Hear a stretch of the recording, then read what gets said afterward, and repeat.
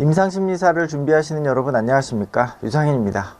임상심리사 2급 실기 기출문제풀이 3회차 문제를 풀어보도록 하겠습니다. 1번 다음 사례에서 연구 절차상의 문제점을 4가지만 쓰시오 이렇게 되어 있네요. 그래서 문제점, 연구 절차상의 문제점 4가지와 그 대안을 좀 알아보자 이런 내용입니다. 보기 내용 보시면 한 임상심리학자가 자신이 새로 개발한 사회공포증 치료 기법을 만들어 가지고 이 효과를 검증하려고 하는 그런 상황입니다. 그래서 사회공포증이 의심되는 사람 20명을 선발을 해 가지고 5회기 이제 프로그램을 돌린 거죠. 그리고 나서 효과가 있는지 없는지 이제 요걸 살펴보았는데, 치료 효과 검증을 위해서 사전 사후, 그죠? 시작 전, 종료 후 해가지고 이제 사전 사후 검사를 했고, 그 다음에 척도는 이렇게 7점 척도를 해가지고 평정을 했습니다. 그래서 결과 점수가 유의하게 낮아졌다. 그래가지고 이제 효과 있다 이렇게 이제 주장하려고 하는 그런 상황이죠.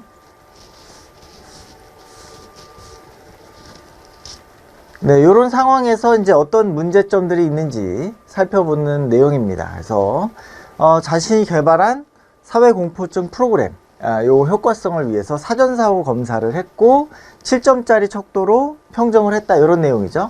그래서 문제점은 첫 번째로 여기에 이제 처치 집단 이 사람들을 20명을 뽑았는데 20명. 근데 이게 임의로 선발했다라는 겁니다. 그래서 어떻게 해야 되겠습니까? 무작위로 선발하는 거. 그래서 랜덤 표집, 난선화 표집을 해야 되겠죠? 그래서 임의 표집한 것이 잘못이다. 그래서 우리가 무작위 할당, 무작위 표집을 해보자. 그러면은 좀 대안이 되겠다. 첫 번째. 두 번째는 의심이 되는 사람을 선발했다라는 겁니다. 의심이 되는 사람. 그래서 정말로 우리가 효과성을 입증하려면 진단을 받은 사람, 사회공포증으로 진단받은 사람을 좀 해야 되지 않겠냐? 그래서 진단받은 사람이 아니었으니까 요거 조금 문제가 있지 않냐? 그 문제를 어떻게 진단받은 사람으로 바꿔보자. 대안을 좀 마련해보자. 그리고 세 번째는 여기 이제 7점 척도를 사전사후로 했는데, 사전사후를 했으니까 동일한 검사를 2번 한 거잖아요.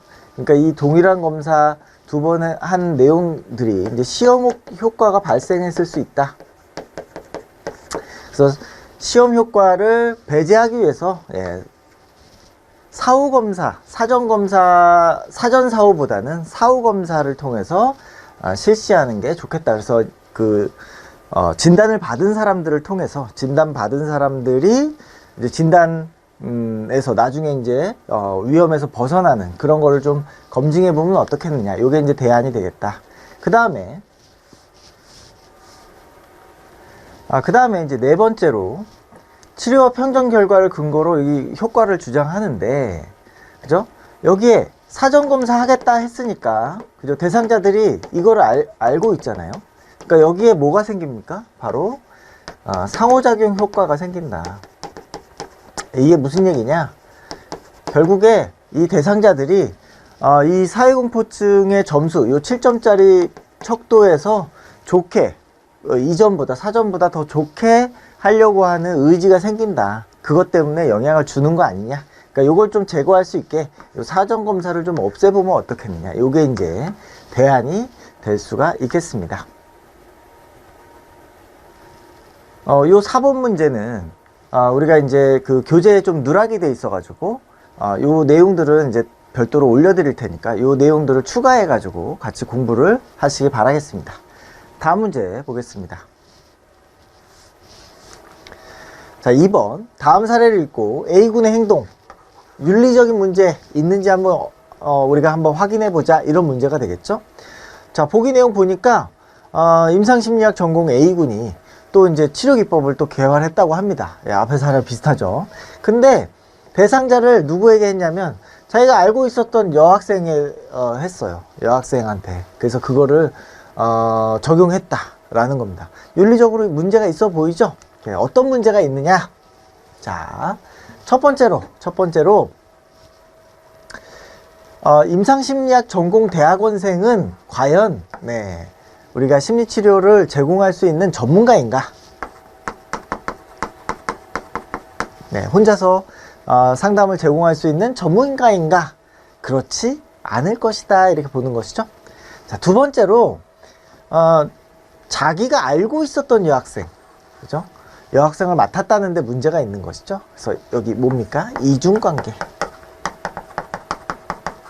문제가 있을 것이다. 그래서 그 내용들을 이렇게 정리를 한번 해보시면 되겠습니다. 그래서 첫 번째로 전문적인 도움을 주는 것이 어렵다.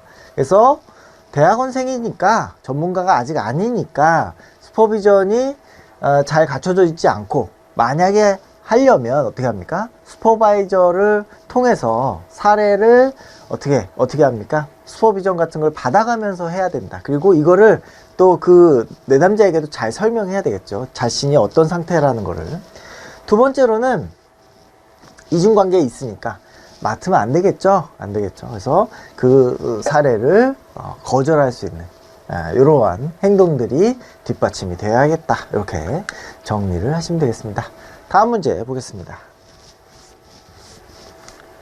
3번 MMPI 68코드, 86코드 특징 5가지, 진단 가능한 장애 2가지.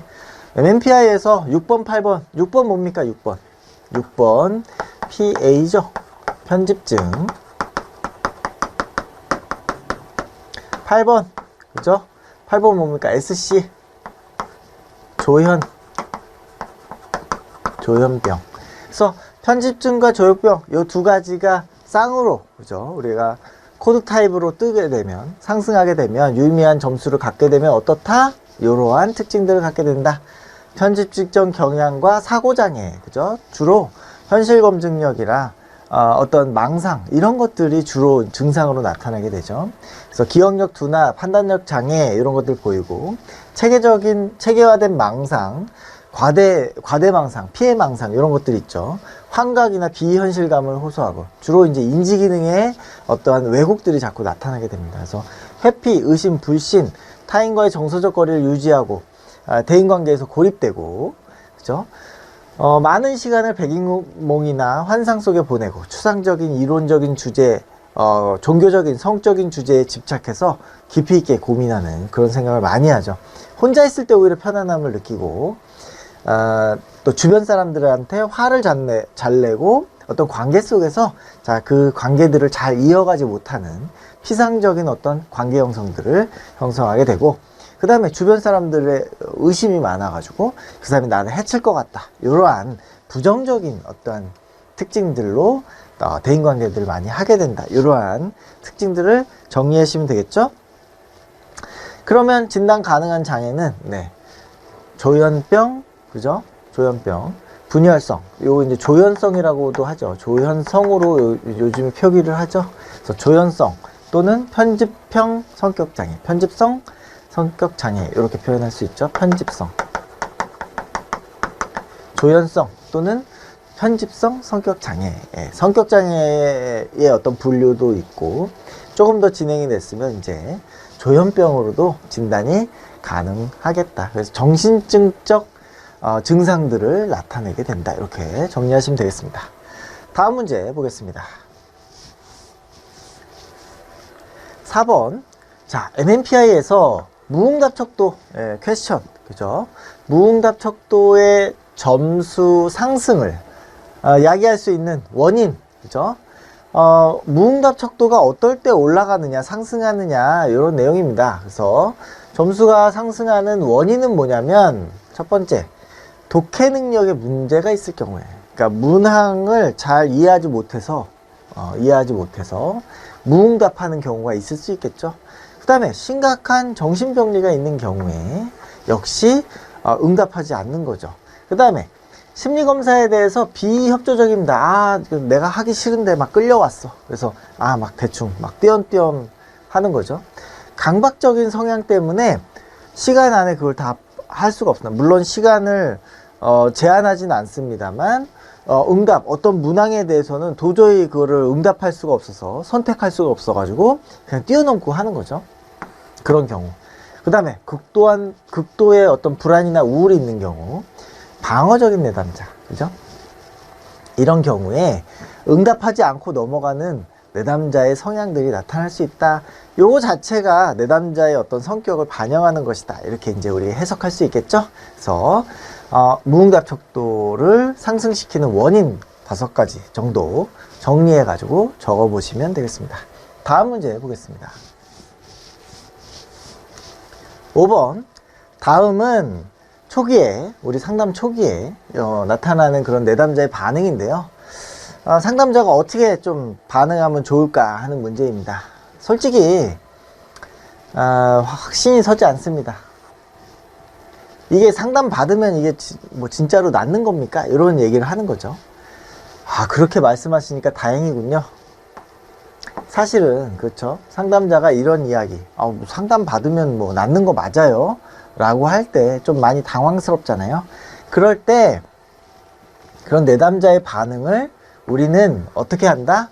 치료적 요인으로 끌고 들어와야 된다. 그래서 그렇게 말씀하시니까 내담자가 상담의 어떤 효과에 대해서 의문을 품고 있다는 걸 알려주는 것이다 라는 겁니다. 그죠?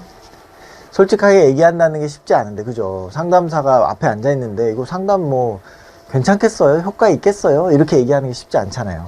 이제 그런 것을 말해주니까 너무 다행이다. 이런 어떤 의심이 있다라는 거를 우리가 다뤄주는 게 중요하잖아요. 그래서 내담자가 오해는 마세요. 선생님을 믿지 못해서가 아니고, 이게 이제 상담 받아도 나아지지 않으면 정말로 이제 어디에 가서 도움을 받나, 이런, 그죠? 불안감이 있는 거죠. 불안감이 있습니다. 보기에서는 그 내담자가 상담 효과에 대해서 의문과 불안을 나타내고 있죠. 이런 경우에 어떻게 그러면 반응해야 되는가?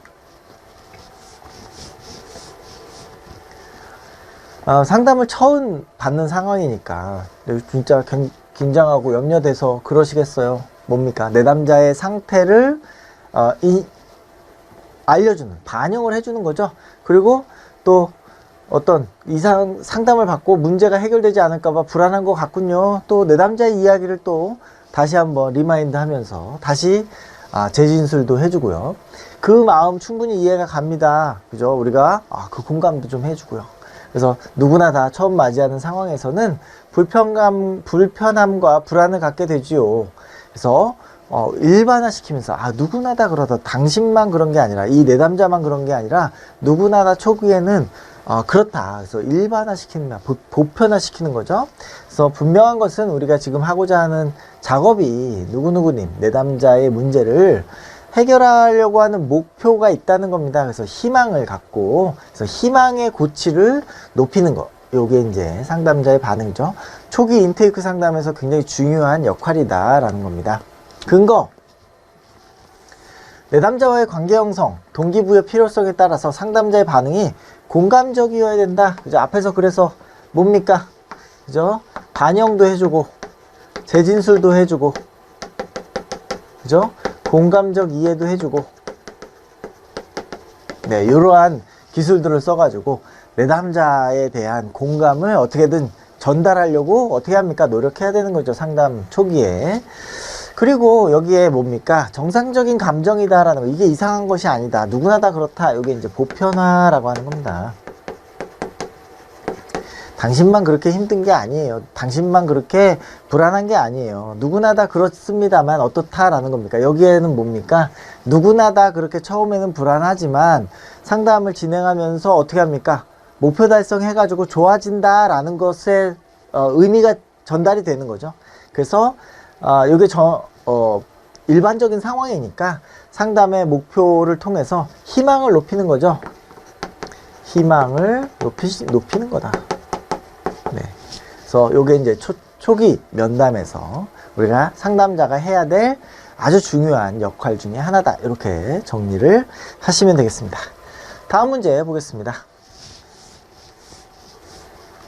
자, 6번. 인지치료에서 소크라테스식 문답법 사용할 때 유의할 점 6가지를 우리가 정리해 보십시오. 이렇게 나와 있습니다. 자, 그래서 6가지 좀 정리한 거죠. 자, 첫 번째. 소크라테스식 질문할 때 구체적인 성과를 얻을 수 있는 질문을 한다. 그러니까 무슨 얘기냐면 그 질문 자체가 대답을 할 수 있는 질문이어야 된다, 이런 내용이죠. 그런 내용이 아닐 때에는 질문을 하면 오히려 그죠? 미궁으로 더 빠지게 되니까.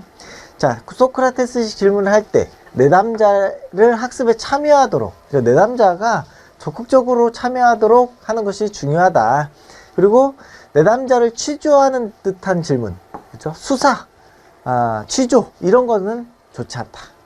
그리고 내담자가 어떤 그 이야기를 잘 이해할 수 있고, 인지기능, 주의 집중력, 그러니까 너무 이렇게 어렵게 얘기하거나 잘 집중하지 못하는 그런 어떤 주제들로 이야기하면 안 되겠죠. 그리고 미리 정해진 결론을 유도하는 것도 좋지 않다. 그리고 만약에 대답하기가 좀 주관식으로 대답하기 좀 어려우면 이렇게 객관식, 선더행이라는 객관식이죠.